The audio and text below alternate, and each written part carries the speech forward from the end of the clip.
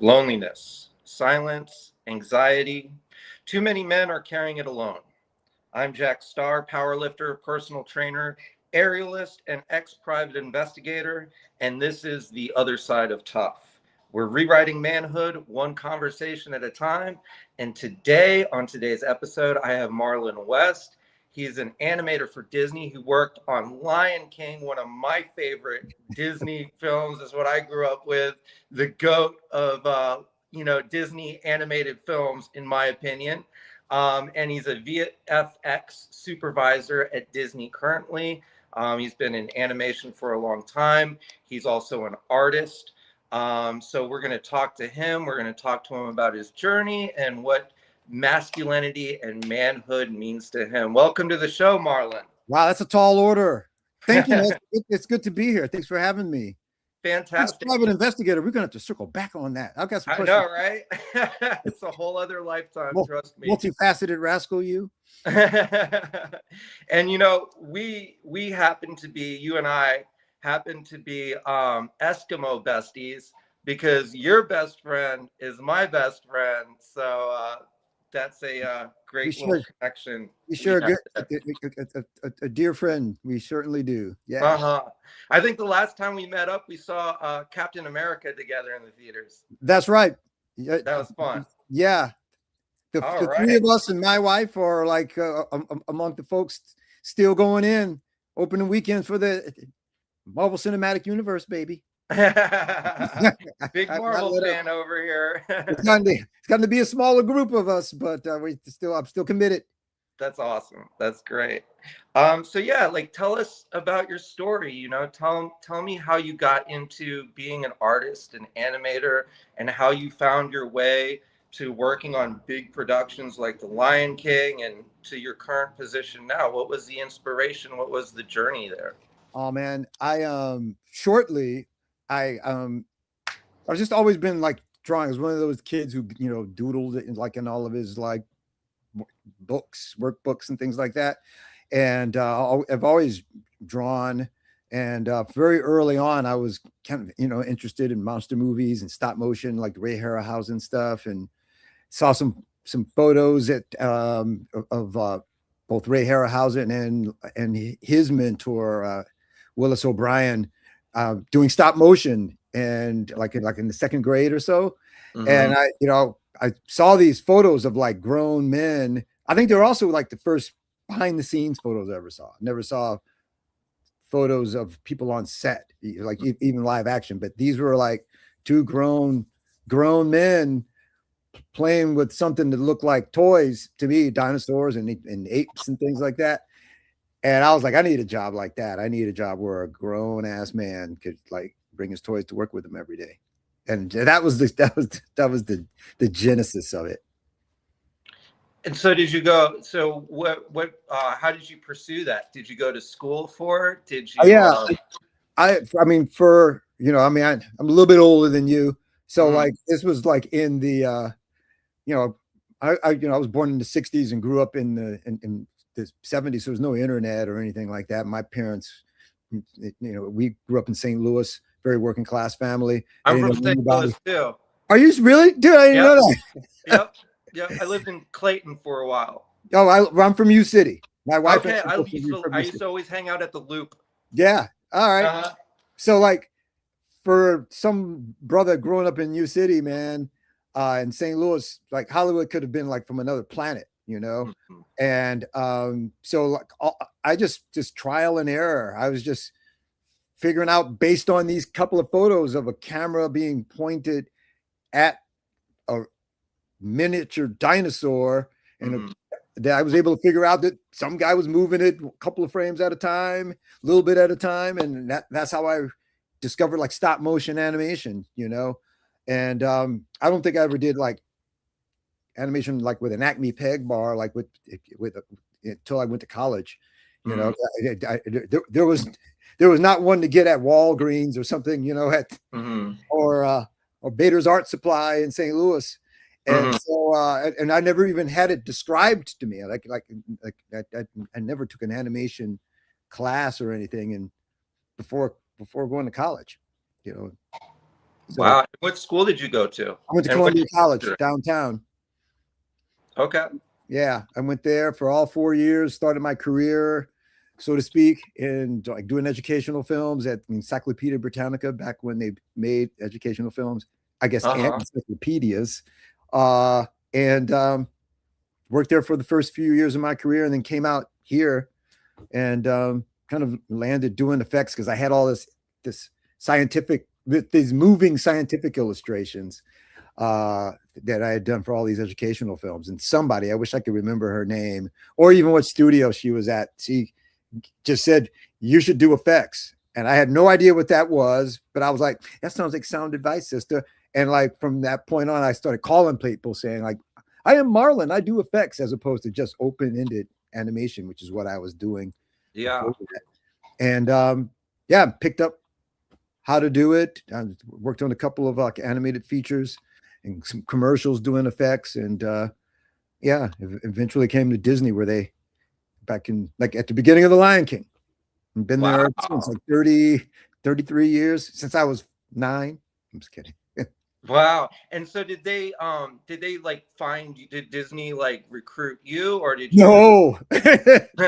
no, you had to like No, brother. I went bust hat down the in door? hand. I went hat in hand with my little portfolio back when you had a physical portfolio, dropped it off Mhm. there. It took them like 2 months to get back to me. I looked at that stuff and deemed it not Disney quality and offered me a trainee position, which Oh, I cool. was kind of insulted by at the time. I was like, oh, I'm a professional. I worked on these other films, man. I'm not, there's a pay cut. I'm a full-fledged effects animator. But Mm. yeah, I'll be honest, I wasn't Disney quality.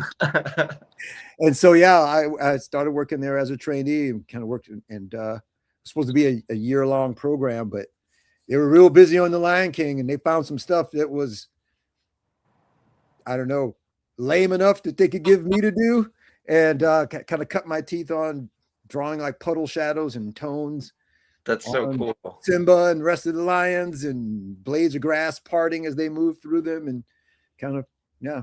Now, when you were working on this, did you have any idea that The Lion King would be like one of the greatest, you know, animated films of all time? Did you have any idea that you were working with such a great film? I had they put out a teaser trailer for it and we were still working on it. Still Mm-hmm. like, I don't know, maybe 6 months out. I don't know. But it was the entire Circle of Life sequence. And it's sitting on YouTube or someplace. You could see it. It wasn't like a trailer. It was like the Circle of Life. Mm-hmm. And I remember seeing something, man, when that year it came out. I was sitting in a theater in Hollywood, and that thing played. And when the Lion King logo came up, boom, like the Mm-hmm. audience was just like, yeah. Mm-hmm. Like, oh, this man, we might be on something here. That was my clue that we may have made a film that people were going to go see because I worked on a bunch of stuff that people didn't go see. And Mm-hmm. uh, so that was the first film that I worked on that was like a bona fide like hit. Yeah, and I was in St. Louis when that film came out, Oh yeah. and I went to see it 3 times with my little sister. So Oh, that's cool. I That's put in, cool. yeah, I that was one of the few that I gone to the theater more than once to see, just Oh because it was man. like, like I don't think people younger generation might not realize it, but for our generation, that was like Star Wars. And it was like a big resurgence Yeah. for Disney Studios too. It really kind of saved them. That and Little Mermaid.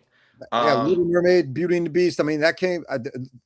Those were before I got there. Aladdin, but those were all like, from yep, a period of like, not just Disney, but just animation in general. Just like yeah. people weren't coming out for it. No, and there wasn't really like great epic animated films out really before that. There were like here and there, but none like the production of The Lion King. No, Yeah. that was yeah. That was a cool first Disney film, I gotta say, by any measure. Way to that's like the best place to like sharpen your teeth, like get into it.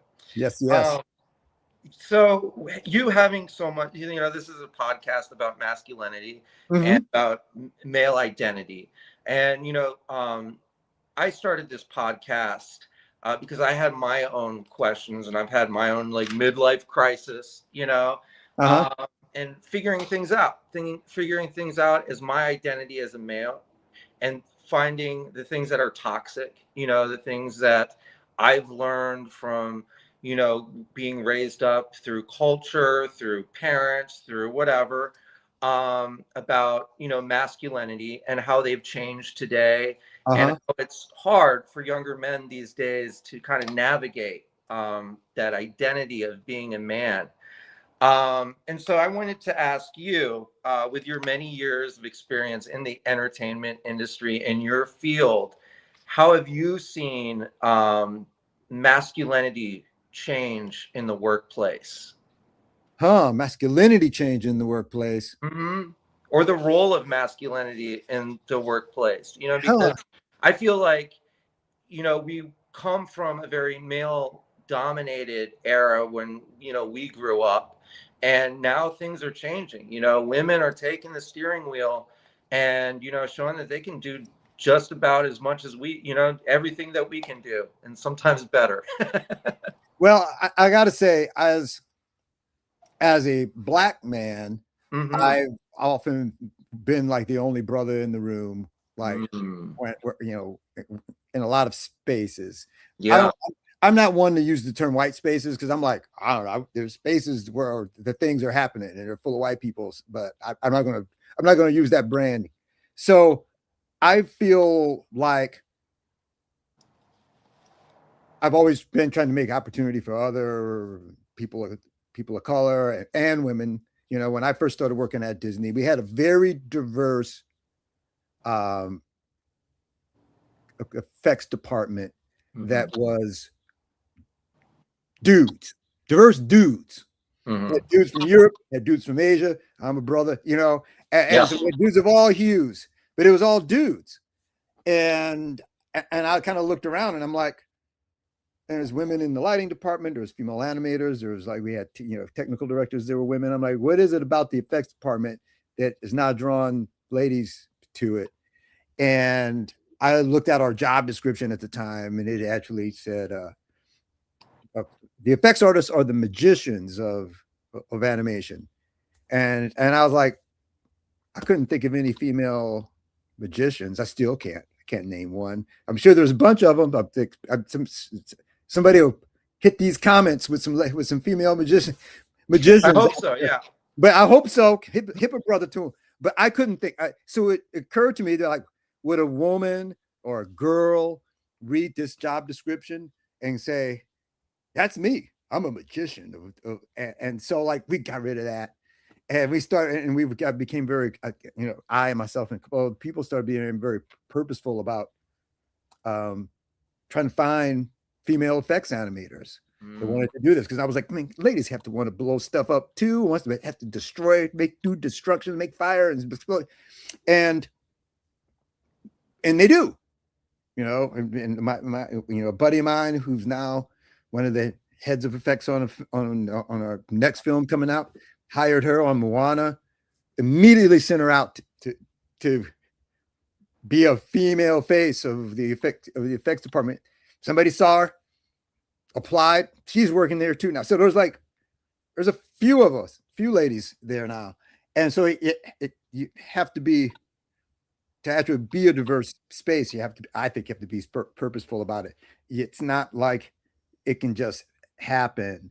And So I mean, I think that's a good thing to have more voices, because we're especially at Disney and everything I've ever worked on, it's trying to hit like a bunch of different quadrants: so older people, younger people, people all over the world, and Mhm. to have more voices in the room, kind of chiming in about whether something.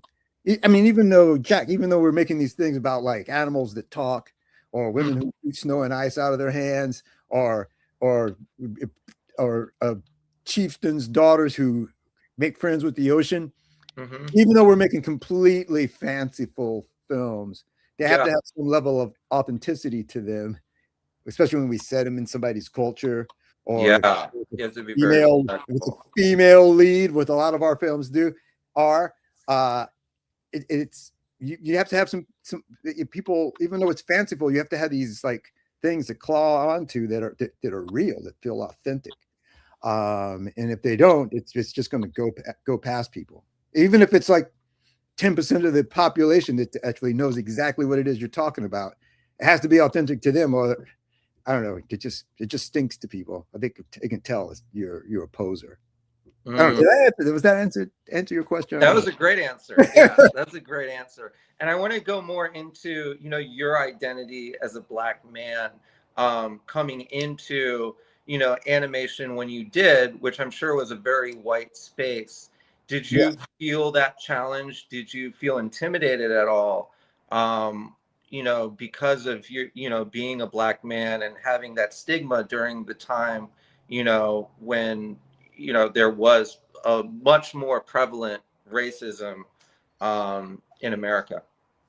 I think at least institutionally, there still is a lot of racism. Yeah, dude, I think racism is back. There's been some periods in my life that I felt were like less racist than the ones we're living in right now. I know. But that's another subject. But I do feel, I don't want to talk out of both sides of my mouth, but I go and I talk to schools and things like that, and I hear people say, "Oh, you can't be it if you don't see it." And so that's one reason I show up at Essence Fest and any number of places to kind of like be a Disney animator who's a brother. And people are like, damn, there's Black people who do animation. They're surprised.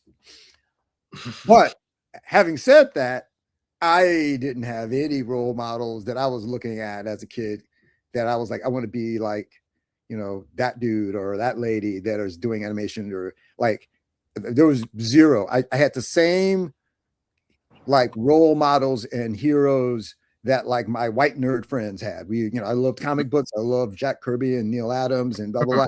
And I was just like Ray Harryhausen, who I mentioned. I just was like, I'm just going to do it anyway, and my parents, who grew up totally working class people, both from St. Louis, both from like, relatively segregated parts of St. Louis. They just kind of empowered my brother and I to just like dream big. They didn't fill us full of a lot of the of stories of the old days where they couldn't go to this restaurant and that restaurant, and that shaped me. Like I was probably 18 years old or something before I talked to my dad about like restaurants he couldn't go to as my mom were dating, or how tough it was for them to buy the house that I grew up in.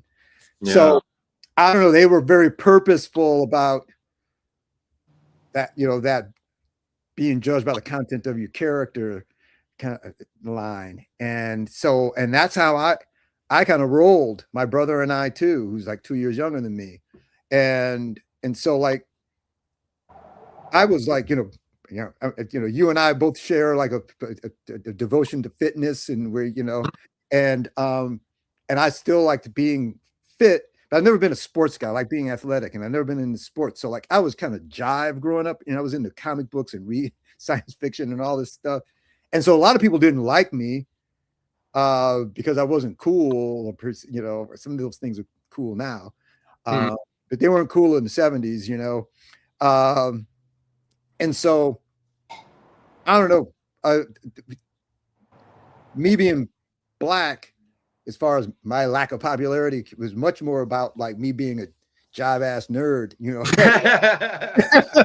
and so like when I went, when I applied at even Disney, they have like a blind portfolio review, you just put your name in. Still to this day, you put your stuff up online, and you you either suck or you don't suck, and so that's cool. And I've never felt there was like a racial ceiling within that studio or any place.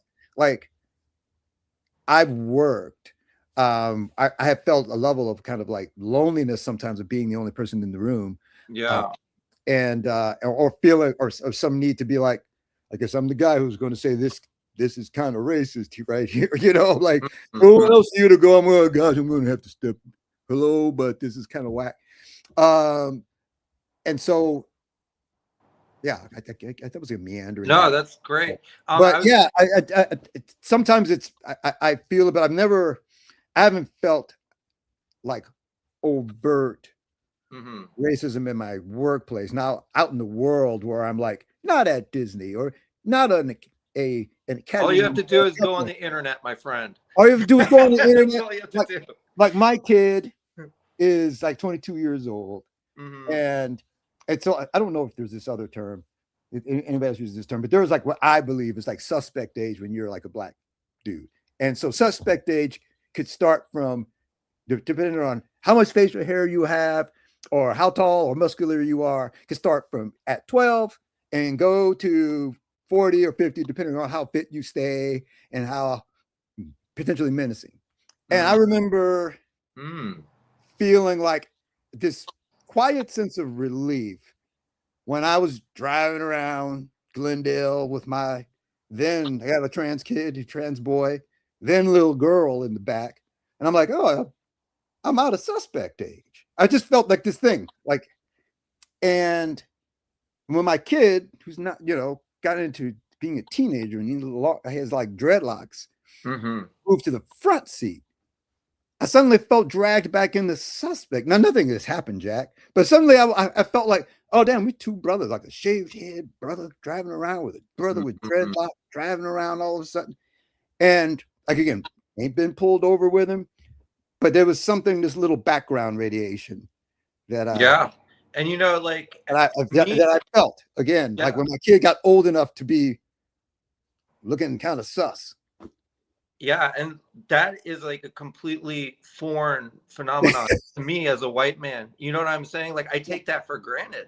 I've taken Yeah, that for granted my whole life. I can just like walk into, anywhere and not have that sense of like, oh, I'm a threat to someone just yeah, because of how I look, you know? yeah. And like for me, you know, like you know this about me, but you know, I'm but people, your viewers and listeners, I'm kind of a Hmm. fun size brother. I'm like not a gigantic dude, so I don't carry a whole lot of menace.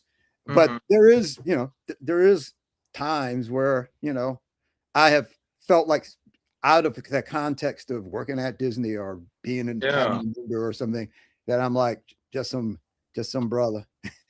Yeah. And um, Like like last Saturday, just I was with my wife, who's a European American descent with, and my stepdaughter.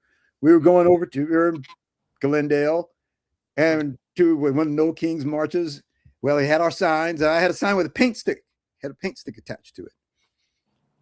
I was the only person I had saw singled out to be told that in the city of Glendale, it's a law that you can't have a sign on a stick. You can only hold a sign like a placard like this. Can't have a stick. wow, I guess it's because of like, but that's so dumb. I don't know. Jack, people had them. Like people But they had talk them. to you. Talk to me about it. Yeah. I pulled my stick off of my sign as we walked up. That local officer had to tell me it. And I don't know. I mean, one of the reasons like racism is a stressor is that you're always kind of wondering how much it kind of figures in to like an interaction like that. Yeah. Uh, was it like the active ingredient or was it like buried down, like deep down in the ingredients of that? But I don't know. But I didn't see anybody else be told that they couldn't have their stick. Now, granted, I'm Now, going to say, I looked around, mhm, 85% of the signs did not have sticks. I mhm, was like, most people had gotten that memo already, but mhm. there is a goodly amount of sticks there, brother. Yeah, I feel you were singled out. I feel you were singled out. I got a little singled up. My wife and stepdaughter were like, Yeah, yeah, that's very suspicious. it is sus for me. But I was gonna say, it, as did how it's affected your identity, and like how you've um been through, going through racism in different aspects and stuff. You have done art installations for Black Lives Matter. Is that correct? Yeah, I did a series. I don't know if they were like for Black Lives Matter per se, but I did a But series it of was inspired. ink drawings during lockdown that were of a lot of mainly Black, but and mainly men, but it wasn't exclusively Black or men, folks that had died at the hands of police violence. And it was just a way for me to kind of deal with some things I was feeling in real time, sitting cooped up in the house. I did most of them during lockdown, and I did most of them like away from all my really talented coworkers at Disney. I don't think I haven't done one since 2022, since I started going back to work. I mean, I got busier, because a lot of them were done during at night, but it was just a period of my life where I was here at home. And it was during this very, very active period where like people were actually really having a real reckoning with like the kind of institutional racism of The tension was really high. Yeah, it was tension was really high, and people were being very intentional about talking about it, and maybe feeling put upon by talking about it, or really actively leaning into being like against it, or trying to bring some of it down. And now we're going through a big backlash for that period. But I started off, I was going to do like 4 drawings, and I ended up doing like 44 of them during that period. Wow. And then they kind of went out. I've had 3 different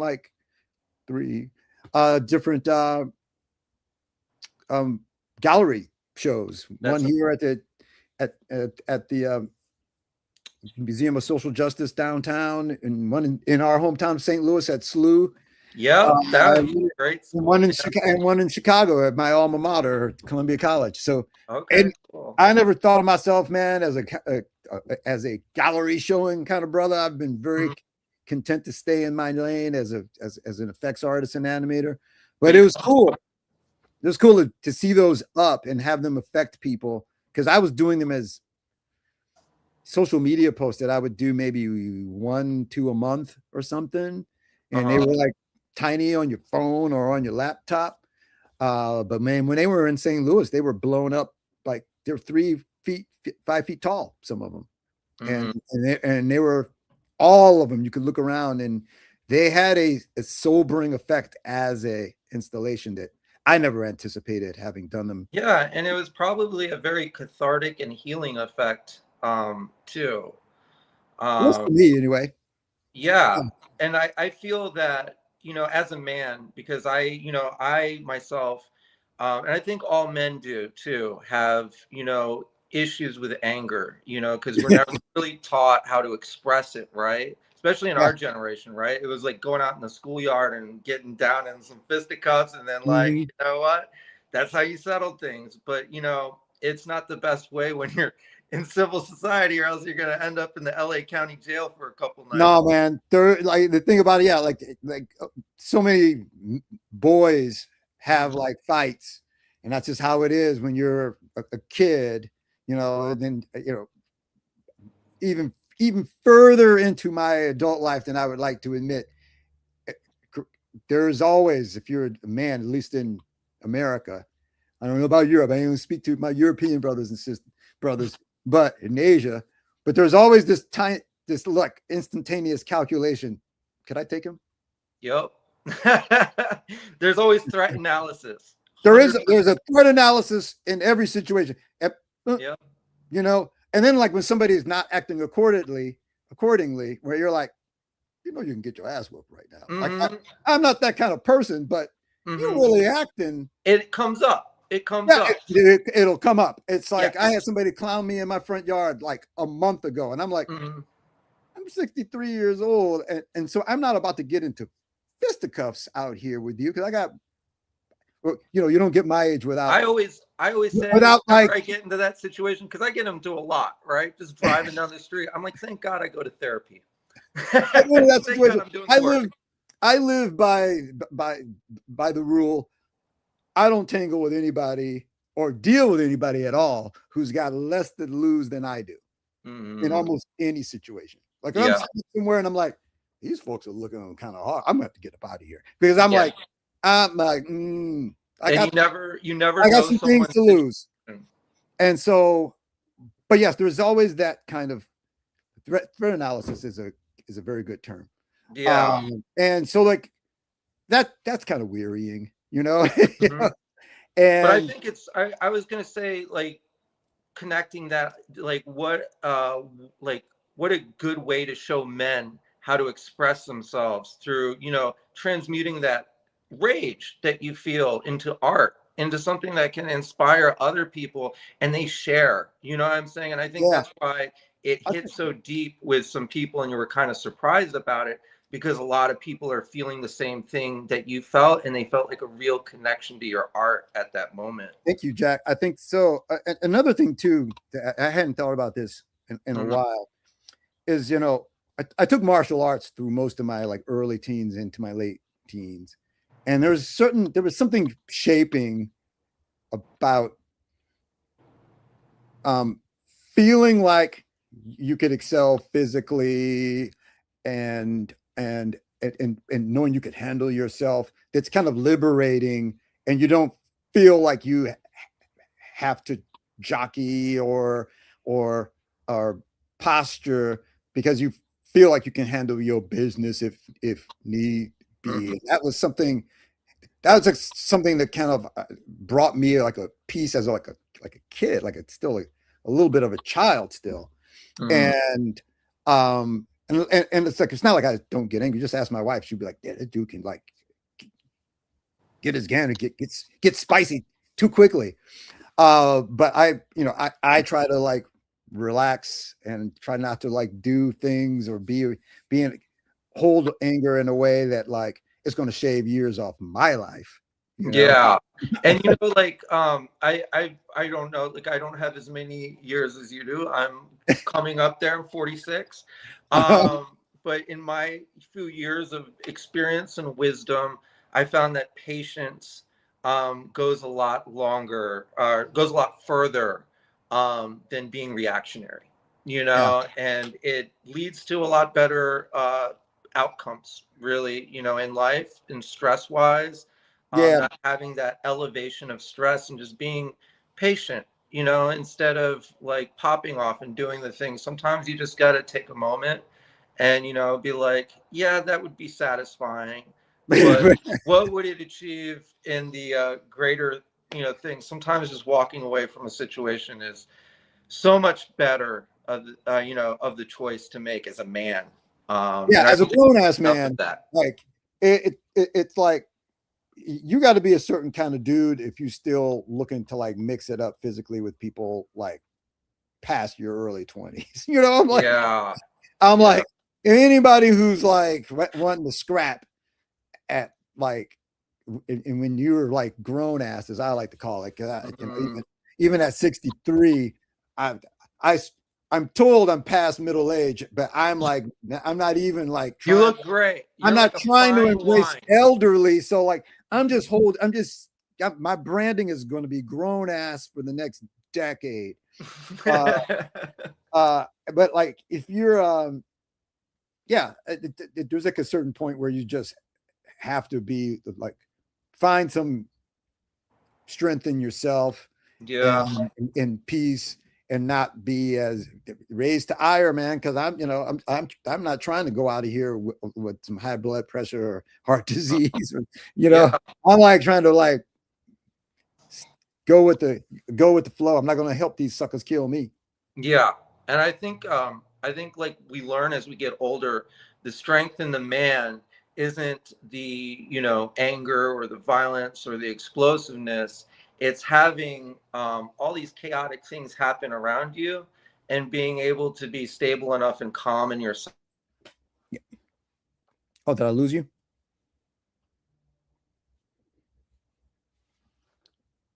Uh-oh. I think this is going to be an edit right here.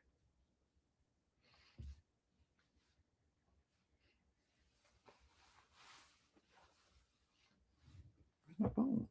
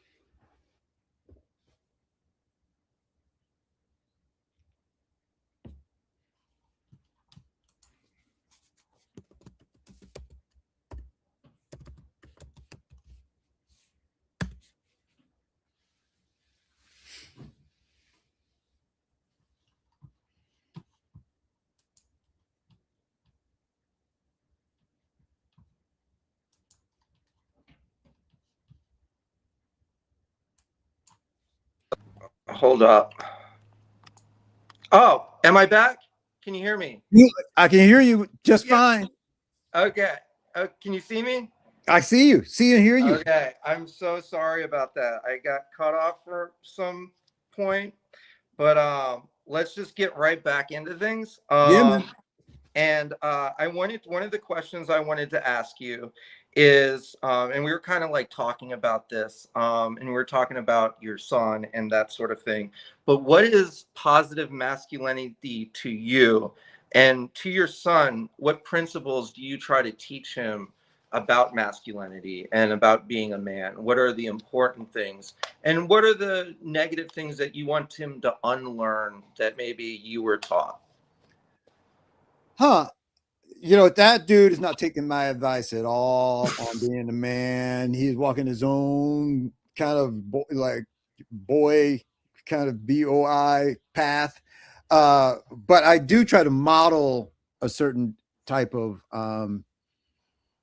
consistency and strength and quiet and being able to be a person of your word and be a person that's honorable and kind to other people. That there's certain things that not just men but a lot of people feel are like showing a certain amount of vulnerability is not strong, and I live the opposite of that. I try to show some vulnerability. I try to tell people that I love them, that I love. I don't mind getting, like my son would call it, glassy eyed when I'm describing something sentimental, and apologizing.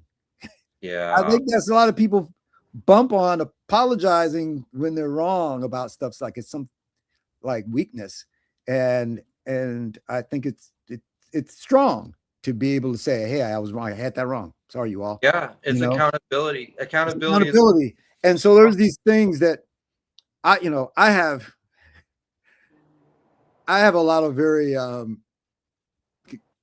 mid-century, for lack of a better term, kind of ideas about what I think, like how a man should dress with a collared shirt on, and I love like Humphrey Bogart growing up, and Miles Davis, and there was and there's like a certain kind of like tough guy mid-century coolness that I like, that is just and then like if you get into the 70s, like Bruce Lee and Steve McQueen kind of had. Yeah, I love Steve McQueen. And like, so there's that, but I'm like an unapologetic, like mama's boy. I'm like, I love the women in my life. I love strong women. My mother, my aunts. I don't have any sisters, but like our mutual friend, my wife. I know, yeah. And so I at once try to keep like a grown ass man mid-century vibe, just because that's what I like, but I'm also a child of the women's movement. I self-described as a womanist, as far as, and so I hope I'm displaying a certain level of coolness, not hipness, because I think those are two different things. Okay.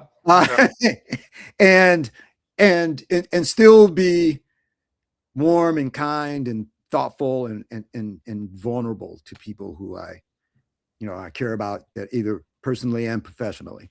I mean, that's what I hope that I imbued to Tim, my kid, or that's what I hope people who I come through meet in life, either professionally or personally, get from me. They may get something else. You may have to ask around what I'm actually putting out. But my intention, actually, I know, because I had Becca on the show, and I was asking her, like, what do you consider, male role models? And she goes, well, the men in my life. And she mentioned me, and she mentioned you, and she said, like men like you and Marlon make me feel safe, and I think that's like a really important thing for women, is, finding men that make them feel safe and secure, and protected in a lot of ways. And Women well, do such a good job of nurturing. It's important that men return that by like protecting that nurturing nature. And that's what Becca says about you, is that, like she always speaks the world of you, and, how trustworthy and how safe she feels in your presence. And for women in general, I think safety is really important because there's so many broken men out there, there so is. many men. Here's another thing too. There's so many that Jack, here's another thing. I'll make a distinction between men and adult males. Okay. I think there's a lot of broke ass, punk ass adult males out there that I bristle at people describing as men. Yeah. That's just my thing. I agree. Because it's like jive ass adult males are making a lot of men look bad. Yeah. They're grown infants. They're like grown infants throwing temper tantrums and being violent. I mean, that's what infants do, is they throw stuff. They hit. Yeah. They, you know, and yeah, there's not enough of that. I feel it's the culture. I feel it's the culture, not only like, there's a statistic that only 1 in 4 men grow up with their fathers, and so there's the lack of mentors, also for men to follow. So they don't have a lot as a basis. But I think it's great that a black man, is, reaching such heights within such a huge corporation like Disney, and showing, it's important that you go to these schools and do what you do, because like more black children need to see that, they need to see that, hey, I can succeed too. Yeah. I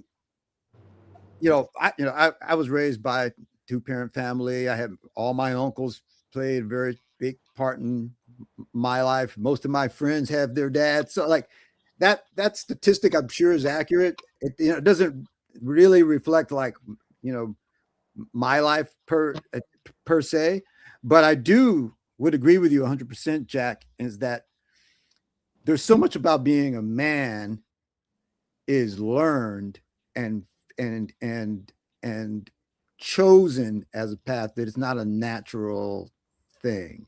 And so I think a lot of things that, like, men have to choose a certain way to be, and it doesn't necessarily naturally happen. You may get more muscle mass, or your voice may lower, you get more hair on you, but like you don't necessarily naturally become a provider, or naturally be someone that could be counted on, naturally, or to show people respect that you may be stronger than naturally.